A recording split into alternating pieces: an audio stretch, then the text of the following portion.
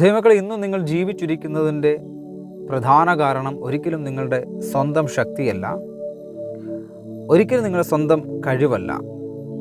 ദൈവത്തിൻ്റെ സംരക്ഷണം ഉള്ളതുകൊണ്ടാണ് ഇന്നും ഞാനുൾപ്പെടെ ഈ ഭൂമിയിൽ ജീവനോടെ ശേഷിക്കുന്നത്. Praise the Lord.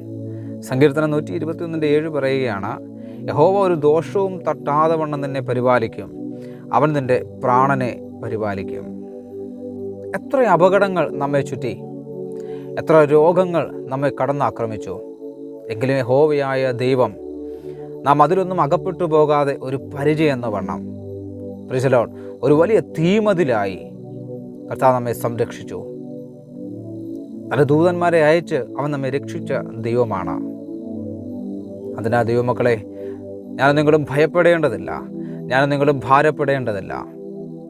അവൻ നമ്മെ സ്നേഹിക്കുന്ന ദൈവമാണ്, അവൻ നമുക്ക് വേണ്ടി കരുതുന്ന ദൈവമാണ്, തൻ്റെ കണ്ണിലെ കൃഷ്ണമണി പോലെ നമ്മെ സംരക്ഷിക്കുന്ന ദൈവമാണ്.